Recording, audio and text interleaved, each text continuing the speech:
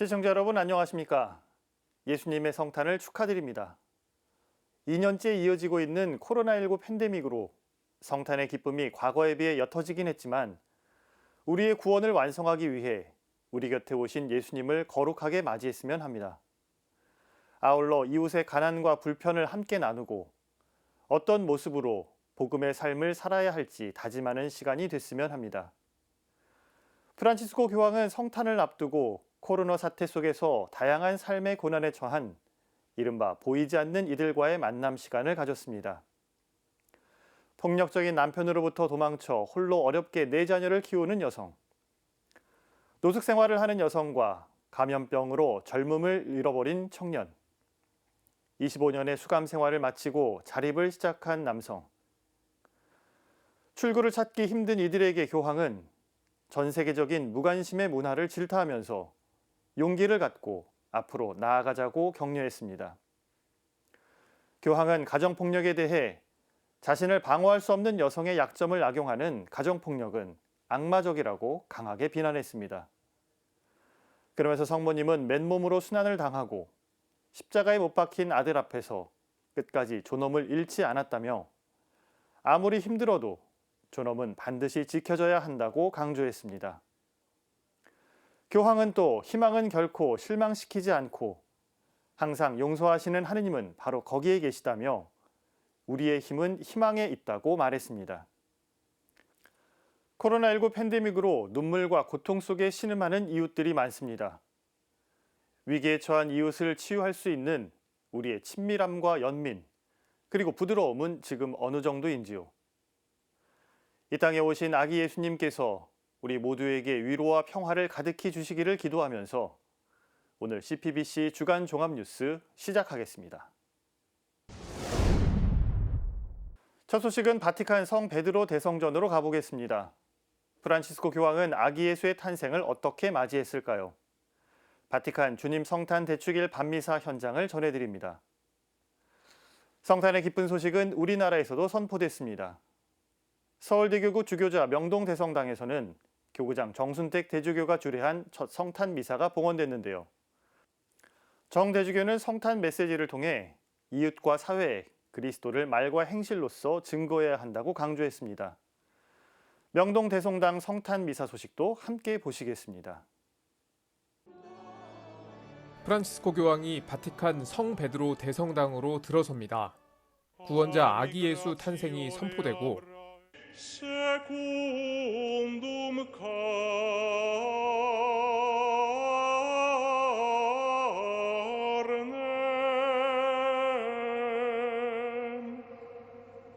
교황은 작고 작은 존재인 아기 예수에게 다가가 입을 맞춥니다.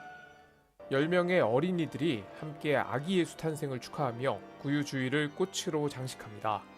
한복을 곱게 차려입은 류이안 발렌티노, 이다온 리디아 어린이의 모습도 보입니다. 바티칸에서 거행된 주님 성탄 대축일 미사는 이처럼 작은 이들과 함께 작은 존재의 탄생을 축하하며 봉헌됐습니다. 교황이 미사에서 강조한 메시지는 바로 자금의 은총입니다. 교황은 강론에서 작다는 말을 24번 사용했습니다. Il pane della vita deve essere nutrito. Il creatore del mondo è senza dimora. Oggi tutto si ribalta. Dio viene al mondo piccolo. La sua grandezza si offre nella piccolezza. 교황은 이어 신자들에게 물음을 던졌습니다.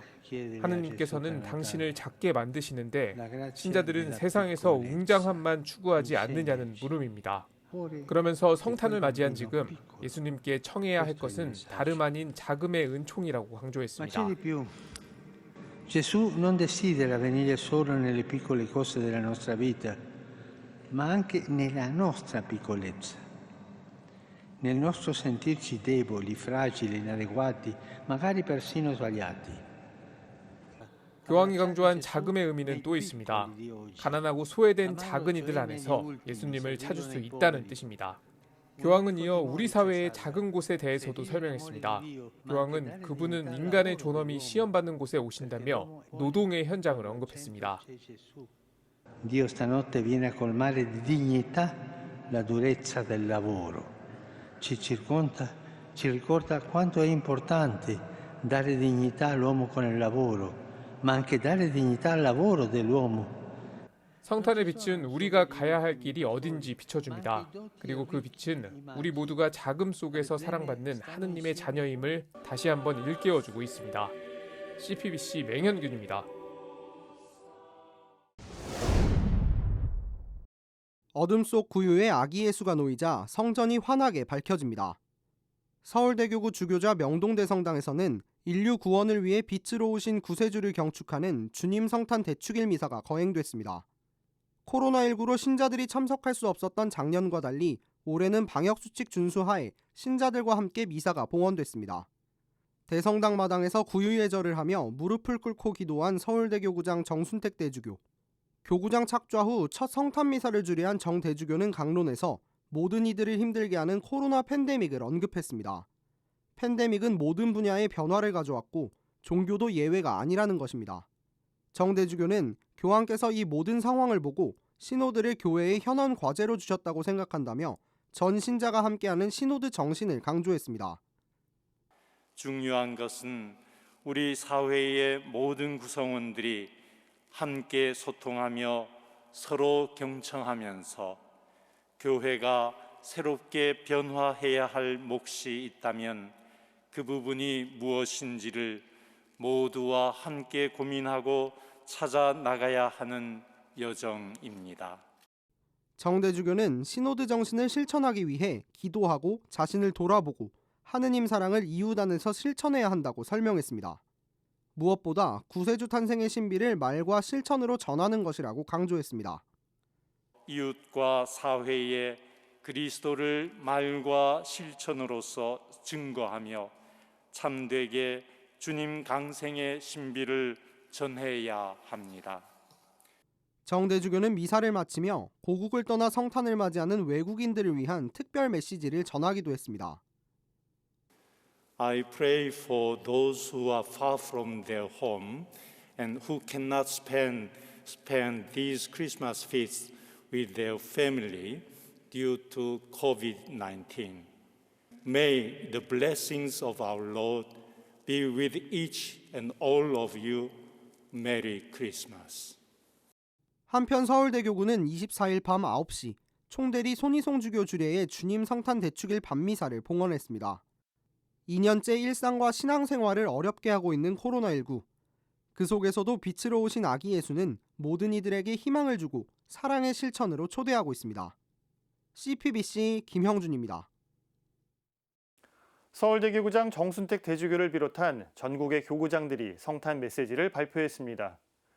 교구장 주교들은 코로나19로 지친 모든 이가 아기 예수 탄생의 기쁨 속에서 위로받길 기도했습니다. 특별히 이웃들에 대한 관심을 잃지 말고 사랑을 나눌 것도 당부했습니다. 이어서 준비한 소식은 셀럽들과 사회 각계각층이 전하는 성탄 메시지입니다. 영상 뉴스로 함께 하시면서 힘들고 고단한 일상에서 잠시 희망을 느껴보시기 바랍니다. 전국 주교들은 주님 성탄 대축일 메시지에서 올해도 이어지는 코로나19 대유행의 어려움을 언급했습니다. 그러면서 절망 속에서도 빛으로 오신 아기 예수의 탄생을 기뻐하며 희망을 새기자고 말했습니다.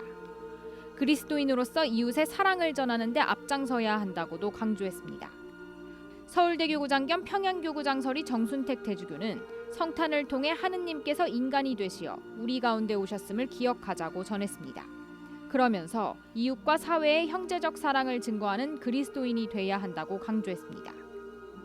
아기 예수님의 탄생과 더불어 우리 자신이 그분 안에서 새 사람으로 다시 태어나는 사건이 됩니다.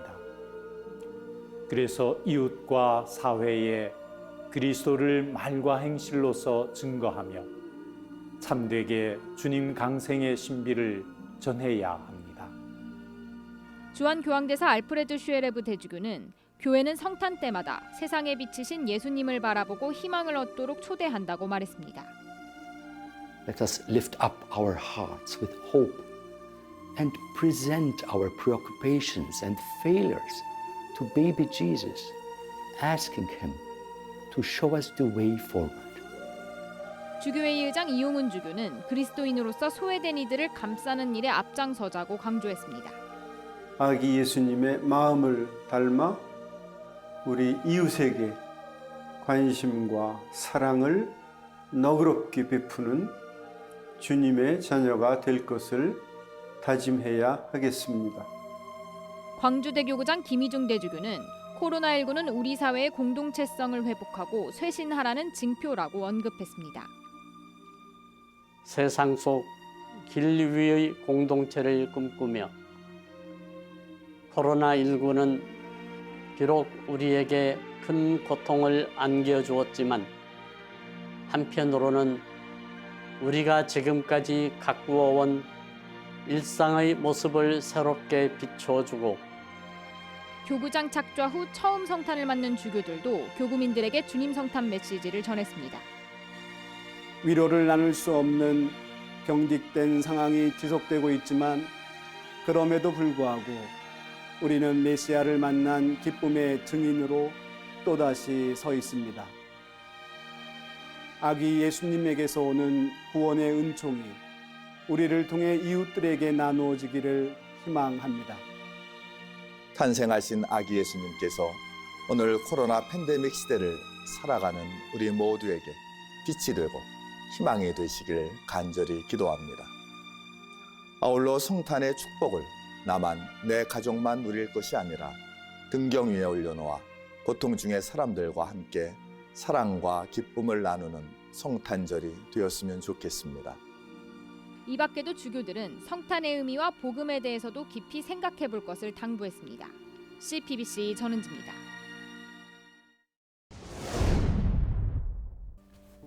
어디로 가야 할지 모르는 우리에겐 길이 되어주시고 무엇을 추구해야 할지 모르는 우리에겐 진리가 되어주십시오. 어떻게 살아야 할지 모르는 우리에겐 생명이 되어주시고 의욕과 불안에 떠는 우리에겐 평화가 되어주십시오. 예수님, 이런 그 기도를 바치면서 특별히 2021년 성탄에는 우리가 예수님의, 그러니까 부르기만 해도 빛이 되는 예수님의 이름을 끝없이 부르면서 예수님 중심적인 삶을 회복하는 그런 성탄절이 됐으면 좋겠고, 그래서 부르면 부를수록 생명으로 살아오는 예수님의 이름을 부르는 것만으로도 기도가 되는 성탄절.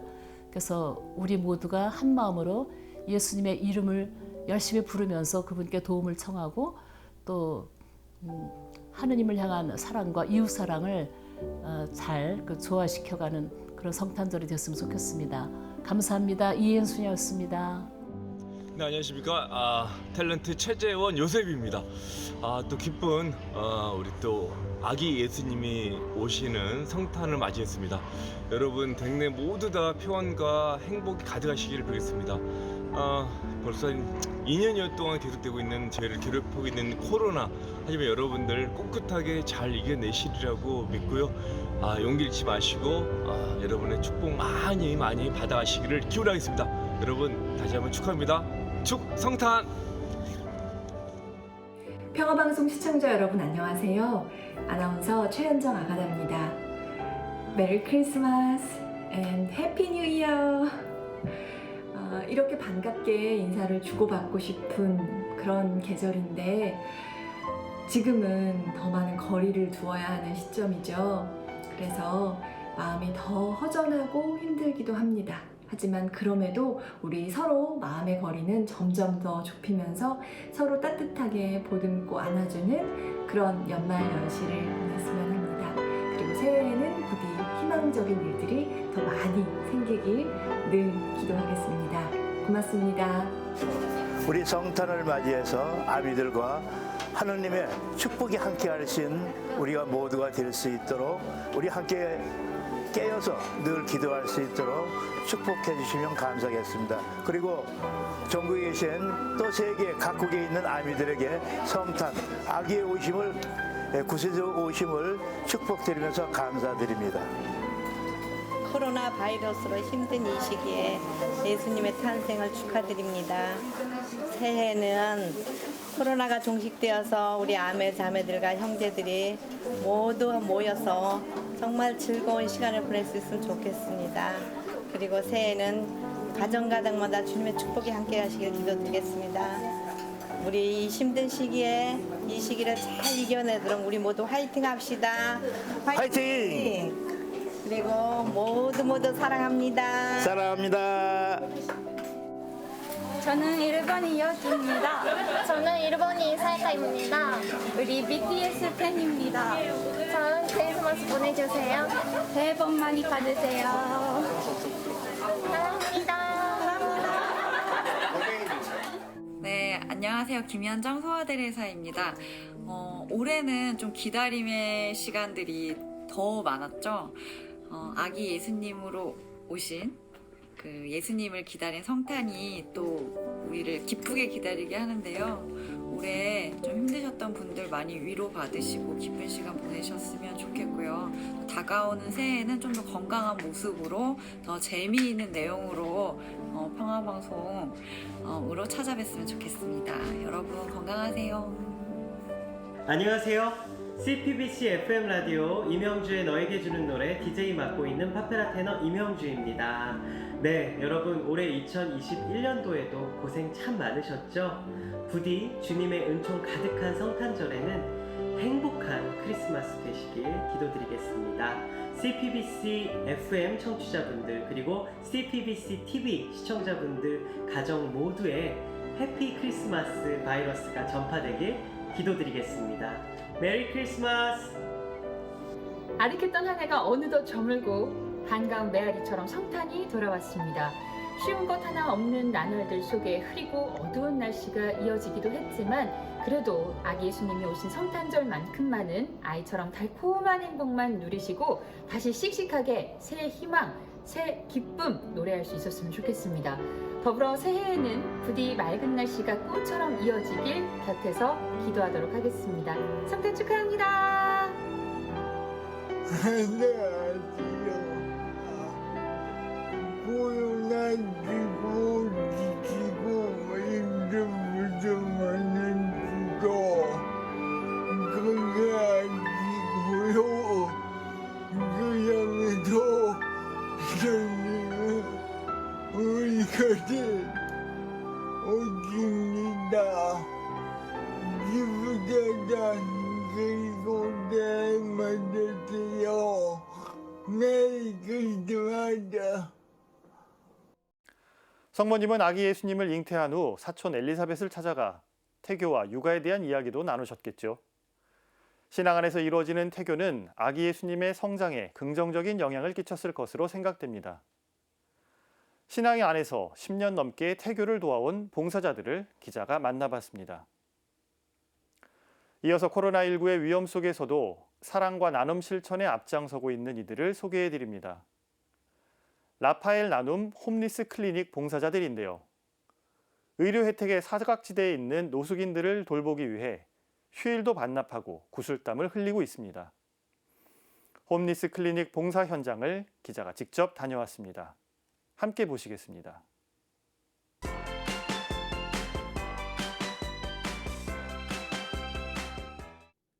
태아는 5개월째부터 감각을 느낄 수 있다고 알려져 있습니다. 엄마의 심장 소리는 물론 대하 소리도 들을 수 있습니다. 손을 계속 움직이면은 그 움직임 자체가 아이의 뇌파를 자극을 하여서 우리 아기들이 머리가 두뇌가 발달해서 똘똘하게 이렇게 그런 아기가 된다라는 그런 태교 원리가 있습니다. 임신의 기쁨도 잠시.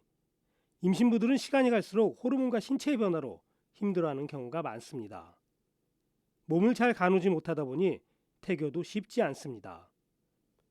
이럴 때 서울대교구 청담동 분당 태교 봉사자들은 이러한 엄마와 아기가 하나가 돼 행복한 10달을 보낼 수 있도록 도와줍니다. 태교 모임 봉사자들은 저출산 시대에 신자나 비신자 가릴 것 없이 모든 임신부에게 가톨릭 교회의 생명 존중의 가치를 전하고자 결성됐습니다. 태교라는 게 사실 나무로 비유하면 뿌리잖아요. 그래서 뿌리가 나무가 되려면 뿌리에 영양분을 많이 주고 환경을 굉장히 좋게 해야 되는데 그것처럼 태아가 탄생하기 위해서는 태교라는 과정이 제일 중요하다고 생각하는데 그런 것을 저희가 조금이라도 도움을 드릴 수 있어서 청담동 분당 태교 모임은 최근엔 코로나19로 인해 비대면 모임으로 활발히 이어지고 있습니다. 하느님께서 주신 소중한 선물이 나기를 주님의 뜻에 따라 키워나갈 수 있도록 천상의 지혜와 은총을 내려주소서. 태교 모임은 강의와 나눔, 체험 등으로 다양하게 구성되어 있습니다. 임신부들은 태교 수업에서 교회의 생명의 가르침을 배우고 그리스도인이자 부모로서의 역할을 배울 수 있습니다. 유아용품과 성물을 직접 만드는 시간도 있습니다. 손가락과 손끝을 부지런히 움직여 태와 교감하는 감격적인 순간입니다. 우리 아기가 태어나서 쓰게 될 첫 수건이랄지, 그리고 엄마가 건강한 아기 태어나라고 묵주기도를 하게 되는데 그 묵주를 담는 묵주 주머니. 벌써 10여 년 동안 새내기 엄마들과 함께한 봉사자들. 청담동 본당 태교 모임을 통해 건강하게 세상을 만난 태아들은 어느덧 100여 명이 넘었습니다. 봉사자들은 신앙 안에서 이루어지는 태교는 엄마나 아기에게 정서적으로 더욱 큰 안정감을 준다고 설명합니다. 수조작은 어느 문화센터에서도 할 수 있겠죠. 근데 저희는 언제나 수조작을 하던 신부님 강의를 하던 신부님 수녀님하고 같이 한 공간에서 같이 공감하면서 태교를 한다는 게 제일 장점인 것 같아요. 하느님과 예수님과 같이 이렇게 태교하는 게 어느 때보다도 제일 중요하다고 생각을 해요. 태교 모임은 출산 후 육아에 지쳐 냉담에 빠지기 쉬운 초보 엄마들을 위해서도 큰 역할을 하고 있습니다. 봉사자들은 아기들이 유아 세례를 받을 수 있도록 대부모를 연결시켜주는 신앙의 길잡이 역할도 하기 때문입니다. 봉사자들 역시 생명을 위한 봉사를 통해 생명의 중요성과 부모로서의 역할을 고민하며 성숙한 그리스도인으로 성장하고 있습니다. 아이를 출산하고 내가 아이를 어떻게 키워야 할지, 그리스도인의 부모 역할에 대해서 좀 더 잘 확실하게 알 수 있지 않을까. 기쁨을 봉사자로서 반복적으로 오랜 세월 할 수 있도록 기회를 주신 거잖아요. 저한테는 일종의 봉사라기보다는 선물이다 이렇게 생각을 하게 되죠. 태교를 돕겠습니다. 청담동 성당으로 연락 주세요. 기다릴게요. CPBC 남창호입니다. 성탄전 마지막 주일인 지난 19일 옛 개성요고 건물 강의실에 삼삼오오 사람들이 모여 있습니다. 노숙인 대상 무료 진료소인 라파엘 나눔 홈리스 클리닉 의료 봉사자들입니다. 의사와 간호사, 약사는 물론 수도자와 의대 학생까지 일주일에 단 하루뿐인 쉬는 날을 반납하고 한달음을 달려왔습니다. 도움을 드릴 수 있게 돼서 너무 기쁘고 날씨도 추운데 열심히 진료하도록 하겠습니다. 최근 오미크론 변이가 발생하면서 코로나19 확산세가 심각해진 상황. 봉사자들은 전신 방호복은 물론 마스크와 의료용 장갑까지 꼼꼼하게 챙겨 입습니다. 안 그래도 쉽지 않은 봉사활동인데 방역 장비까지 입으니 몸은 천근만근입니다. 그럼에도 봉사자들은 어려운 이웃들을 도울 수 있어 뿌듯하다고 입을 모았습니다. 마치고 나면 사실 몸은 힘들지만 정말 느끼는 바도 많고 생각할 수 있는 기회도 많은 것 같아서 의미 있는 시간이라고 생각하고 있습니다. 클리닉은 사람이 몰리는 것을 방지하기 위해 예약 중심으로 운영됩니다. 이날은 가정의학과와 비뇨기과, 정형외과, 신경외과 진료소가 문을 열었습니다. 클리닉을 찾은 사람들은 연령 순으로 입장해 신청해둔 진료 과목에서 치료를 받았습니다. 이렇게 클리닉에서 진료를 받는 노숙인은 하루에만 100명을 훌쩍 넘습니다. 적은 인력으로 노숙인들을 세심히 돌보려니 봉사자들은 늘 손발이 모자랄 지경입니다. 가장 큰 문제는 의약품 부족입니다. 클리닉은 일주일에 하루만 운영되는 탓에 노숙인들이 한 번 올 때마다 가능하면 많은 의약품을 챙겨주고 있습니다. 하지만 밀려드는 환자에 비해 재고가 턱없이 부족한 상황입니다. 너무 열악하고 좀 어려운 점이 많습니다. 의약품을 구입을 하려고 하다 보니까 의약품비도 좀 모자란 것 같고 또 이분들한테 좀 따뜻하게 지낼 수 있게끔 해드리고 싶은데 그것도 제대로 못 해드리는 것 같고 항상 죄인처럼 이렇게 부족함이 많습니다. 특히 골근격계 질환이 많은 노숙인들에게 필수품인 파스는 일찌감치 바닥을 드러냈습니다. 클리닉 진료를 총괄하는 안규리 교수는 모두의 관심과 후원이 절실한 상황이라고 호소했습니다. 코로나로 노숙자가 증가하고 있고 이분들이 추운 겨울을 견뎌내셔야 합니다. 혹시 되시면 저희한테 약품이나 파스 같은 것을 후원해 주셨으면 감사하겠습니다. 어려움 속에서도 더 어려운 이들을 먼저 생각하며 한겨울에도 구슬땀을 흘린 봉사자들. 진정한 성탄의 의미는 나눔 속에서 찾을 수 있다는 점을 다시금 생각하게 합니다. 임만택 회장은 누구보다 앞장서 사랑을 실천한 봉사자들에게 마음을 다해 성탄 인사를 건넸습니다. 여기 오시는 분들 예수님처럼 저희들이 모시고 싶습니다. 그래서 여기 오시는 분들한테 특히 성탄 축하드리고 또 여기 봉사 오시는 의사 선생님, 간호사 선생님, 약사 선생님 또 봉사자들, 일반 봉사자들 그분들한테 성탄 축하드리고요. 건강하시고 복 많이 받으세요. CPBC 장현민입니다. 코로나19로 중증 환자가 늘어나고 있지만 이들을 치료할 수 있는 병상 가동률은 여전히 위태로운 상황입니다. 의료진들은 중증 환자들을 돌보며 끝모를 코로나19와 사투 중인데요. 사명감으로 일하는 의료진들의 새해 소명은 무엇일까요? 기자가 만나봤습니다. 이런 가운데 정부는 늘어나는 코로나19 확진자 수와 병상 부족을 해결하기 위해 재택 치료를 원칙으로 하고 있습니다. 입원 요인이 있거나 감염에 취약한 주거 환경에 있는 확진자만 예외적으로 병상을 배정한다는 건데요. 하지만 쪽방이나 고시원 거주자, 그리고 거리 노숙인 등은 사실상 재택 치료가 불가능하지만 적절한 조치를 받지 못하고 있다는 지적이 나옵니다. 재택 치료의 사각지대에 있는 취약계층의 실태를 짚어봤습니다. 코로나19가 발생한 지 2년이나 지났지만 상황은 여전히 심각합니다. 최근에는 중증 환자 수가 급격히 늘면서 전국적으로 중증 병상이 부족한 실정입니다. 인천성모병원은 중증 격리구역을 별도로 마련하고 경증 환자부터 중증 환자까지 체계적으로 돌보고 있지만 병상 부족 문제는 마찬가지입니다. 병상 가동률이 거의 80% 이상 항상 가동을 하고 있고 또 계속 이제 전원 문의가 오고 있기 때문에 계속해서 환자분들이 이제 또 좋아지면 또 다시 차고 또 돌아가시는 분들도 있고 인천성모병원도 그 수용 능력을 사실은 지금도 어느 정도 벗어나 있다고 생각이 들 정도로 환자들이 많은 상태라서 인천성모병원은 올해 12월 준중증 병상 13개를 더 마련했습니다. 코로나19 환자가 증가하면서 의료진도 추가로 투입됐지만 전문성이 요구되는 진료에 일소는 턱없이 부족합니다. 의료진은 4시간마다 교대로 중증격리 구역에 진입해 코로나19 환자들을 돌보고 있습니다. 위중증 환자들의 건강 상태는 예측하기 어려워 매 순간 촌각을 다툽니다. 환자 수가 증가하다 보니까 당연히 중증도 환자는 증가할 수밖에 없고요. 그러다 보니까 이제 병원에는 그 인력적인 부분에서가 한계가 있거든요. 의료진들한테는 거의 이제 턱 밑에까지 와 있는 수준이라고 생각이 들어요. 의료진들은 체력과 마음이 모두 지친 상황에서도 사명감으로 환자들의 버팀목이 돼주고 있습니다. 의료진들은 새해에는 모두가 힘을 모아 코로나19를 극복하고 건강한 일상을 되찾길 소망했습니다.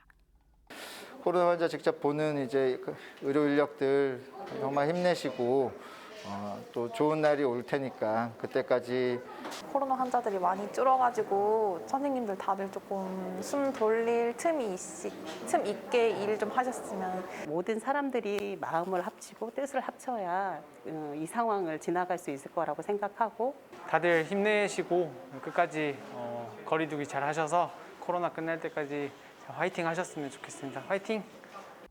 CPBC 전은지입니다. 지난달 29일 정부는 단계적 일상회복 돌입 이후 확진자가 폭증하자 재택치료 원칙을 발표했습니다. 입원 요인이 없고 증상이 심하지 않은 70세 미만의 확진자들에게만 해당됐던 재택치료 대상을 모든 확진자로 확대한 겁니다. 모든 확진자는 재택치료를 원칙으로 하여 재택치료가 불가능한 경우에만 입원을 하는 보다 일상적인 의료 대응 체계로 전환하겠습니다. 입원 중심의 의료 체계로 계속 대응하는 것은 지속 가능하지 않고 의료 자원의 소모가 크기 때문입니다. 정부의 재택치료 확대 방안에는 감염에 취약한 주거 환경의 노인자 등 특정한 사유가 있는 경우 병상을 배정한다고 돼 있습니다. 하지만 현장의 목소리는 달랐습니다. 쪽방이나 고시원, 거리 노숙 등 비적정 주거 시설에 거주하는 홈리스들은 사실상 재택 치료가 어렵습니다. 공동으로 사용하는 공간이 많아 접촉자 발생 우려가 높고 통신수단이 없는 경우 모니터링도 쉽지 않기 때문입니다. 그렇지만 홈리스 행동 박사라 활동가는 방역당국의 대응이 부족했다고 설명했습니다. 쪽방이나 고시원이나 뭐 이런 데서 소규모 집단 감염이 계속 발생을 했었습니다. 재택 치료를 원칙으로 하면서 이제 예외 규정을 두었지만 이분들에 대해서는 뭐 신속한 대책은 지원이나 이런 거는 전혀 없었습니다. 실제로 노숙인 시설 등 홈리스 감염이 산발적으로 이뤄지고 있고 홈리스 행동 자체 조사 결과 지난달 기준 150여 명의 확진자가 나온 것으로 알려졌습니다. 박사라 활동가는 이런 재난 상황에서 최고의 방역은 주거라며 안정적인 시설 이송의 필요성을 강조했습니다. 알아서 자가 격리를 하고 그 안에서 재택 치료를 하라고 이제 하기보다는 홈리스 상태에 있을 때 확진되거나 밀접 접촉자가 되었다면 신속하게 갈 수 있는 임시 생활 시설을 마련을 해야 된다라는 게 저희의 주장입니다. 확대된 방역 패스도 홈리스들에겐 어려운 문제입니다. 백신 접종률이 떨어질 뿐만 아니라 이틀에 한 번꼴로 PCR 검사를 받는 것이 쉽지 않기 때문입니다.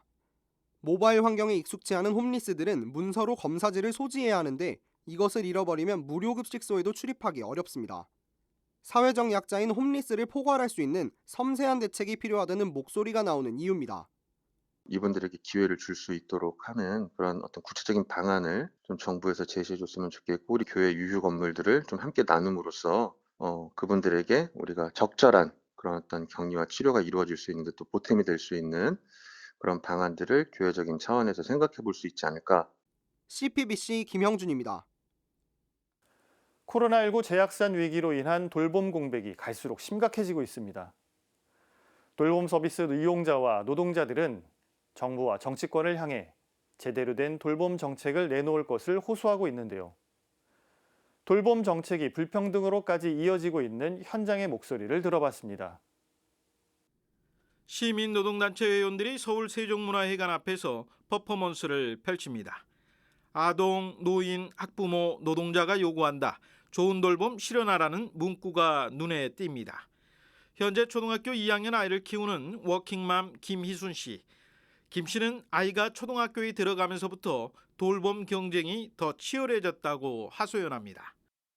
맞벌이 가정이냐, 자녀가 몇 명이냐, 다문화 가정이냐, 뭐 아니면 조성 가정이냐 그런 것들 일일이 따지는데 도움이 필요한 모든 가정이 아이를 키우고자 할 때 그 돌봄을 제공해야지 어느 돌봄이 더 우선인가, 어느 돌봄이 더 절실한가 순위를 매기는 것은 저는 맞지 않다라고 생각을 하거든요.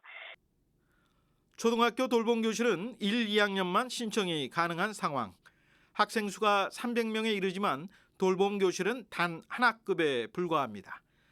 코로나19 재확산 이전에도 방과 후 수업은 취소됐고 방과 후 도서관 이용도 금지됐습니다. 돌봄 교실에 당첨되지 못하면 아이는 부모가 퇴근할 때까지 학교 주변 학원을 다닐 수밖에 없습니다. 둘째 아이를 임신한 김희순 씨는 제대로 된 돌봄 대책 없이 저출산 문제 해결은 어려울 거라고 말합니다. 아이를 낳았을 때 충분히 맡기고 돌봄을 맡길 수 있는 곳이 있다는 보장이 없다면은 저출산 문제는 해결될 것 같지 않아요.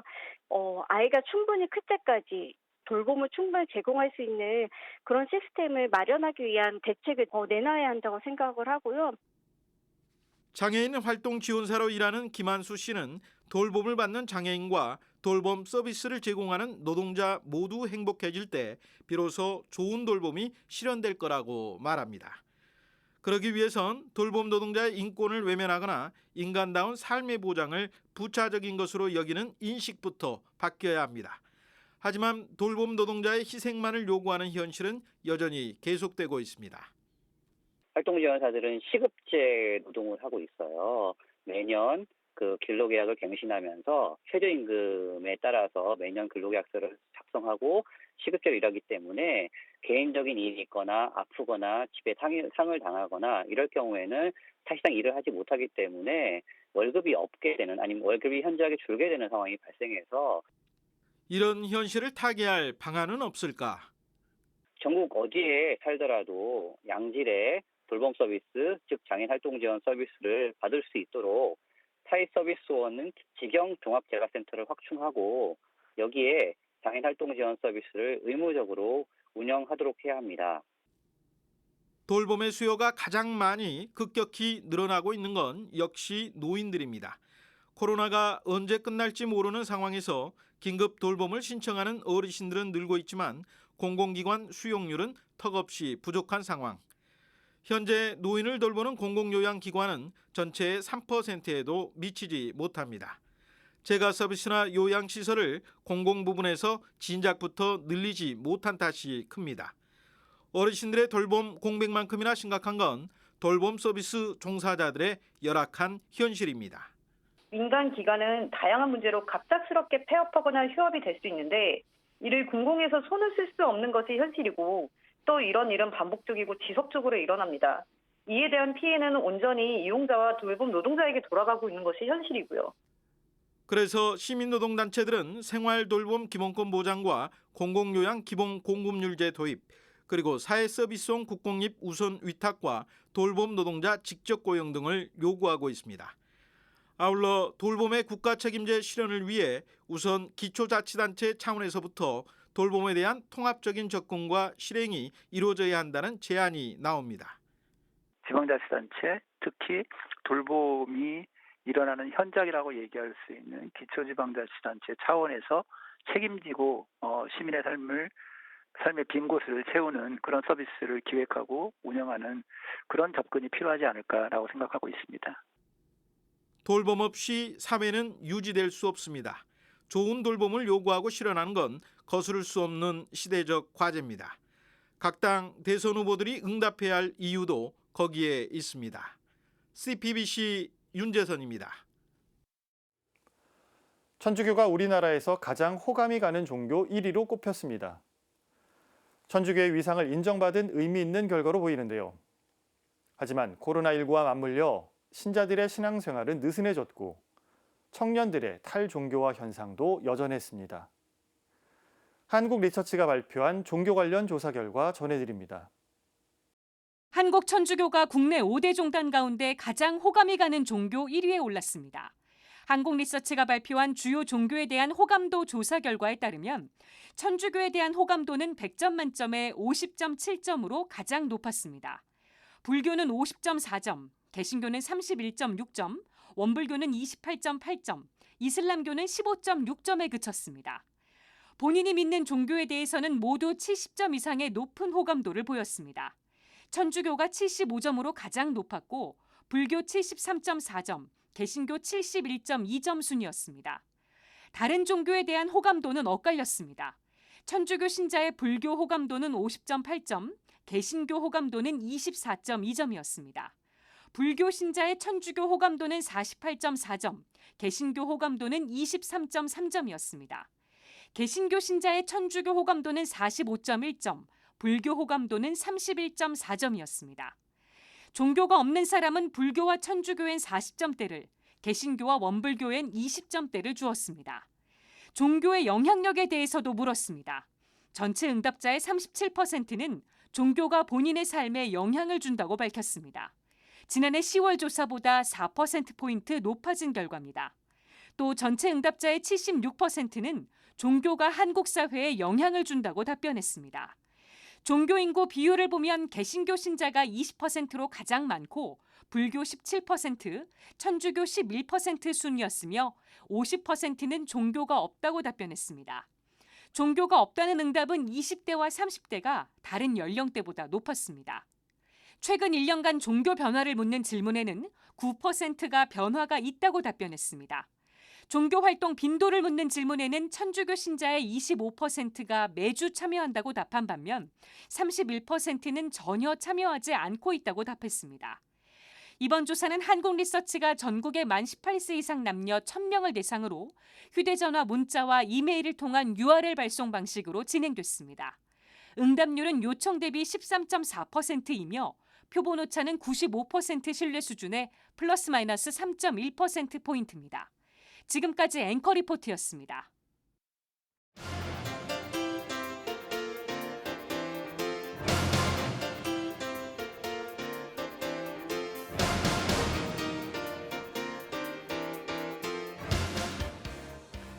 아이들이 모여있는 유치원 교실에서 누가 누구를 좋아하는지 알 수 있는 방법이 있다고 합니다.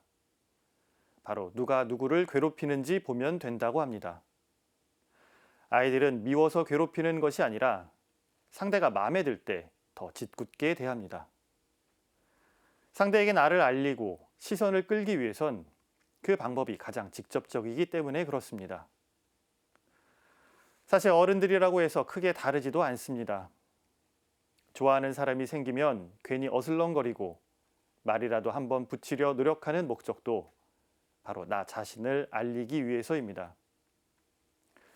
이처럼 사랑은 상대에게 다가가는 것이고 나를 알려주고 싶은 마음입니다. 이는 인간을 사랑하시는 하느님 안에서도 같은 모습으로 나타납니다. 하느님 역시 우리에게 먼저 다가오시고 어떻게 해서든지 우리에게 당신을 알려주고 싶어 하십니다. 그래서 결정적으로 우리와 똑같은 인간의 모습으로 가까이 오셨습니다. 그렇기 때문에 12월 25일 성탄절은 단순히 예수님의 생일을 축하하는 수준이 아닙니다. 이 날은 하느님이 인간을 찾아오신 날, 우주 만물을 만드신 창조주께서 아무것도 할 수 없는 갓난아기가 되신 사건을 기념하는 날입니다. 단순히 화려한 식당에서 외식을 하고 값비싼 선물을 사러 쇼핑을 하는 날이 아니라 하느님께서 우리를 먼저 찾아오신 것처럼 우리도 약하고 소외된 이웃을 향해 먼저 나아가야 함을 일깨우는 날입니다. 예수님께서 이 세상에 다시 태어나신다면 과연 어디로 오실까요? 우리 시대 가장 작고 잊혀진 마곡간의 구유는 어디일까요? 서울시 중구 3일대로 서울고용노동청 건물 앞에는 코로나19를 빌미로 부당하게 해고당한 아시아나케이오 노동자들의 낡은 천막이 있습니다. 이들은 중앙노동위원회에서 부당해고로 복직권고 판정을 받았으나 590여일째 일터로 복귀하지 못하고 있습니다. 이 밖에도 가습기 살균제 피해자들은 10년 넘게 가해기업의 진실을 요구하고 사과와 보상을 위해 힘겨운 활동을 이어가고 있습니다. 경북 성주군 소성리 마을 어르신들은 평화를 외치며 사드 미사일을 마을에 들여놓을 수 없다고 외치고 계십니다. 강원도 삼척 주민들과 활동가들은 생태계 보존을 위해 석탄 화력 발전 건설 중단과 맹방 해변을 보호하자며 기도와 활동을 지속하고 있습니다. 모두 하나같이 크고 화려하지 않은 곳들입니다. 대선 주자들의 서로에 향한 의혹 공방 뉴스에 밀려 언론에도 자주 소개되지 못하는 사람들입니다. 그러나 노동, 생명, 평화, 그리고 생태의 가치를 지키기 위해 애쓰는 이들에게도 성탄의 기쁜 소식이 전해지면 좋겠습니다. 오늘 사제의 눈은 크리스마스가 기쁜 진짜 이유입니다. 2000여 년 전 이날 화려한 예루살렘이 아니라 보잘것없는 마을 베들레헴의 가난한 목자들이 구원의 기쁜 소식을 먼저 들었음을 기억하며 모두에게 성탄의 기쁜 소식이 울려 퍼지길 기도합니다. 평화를 빕니다.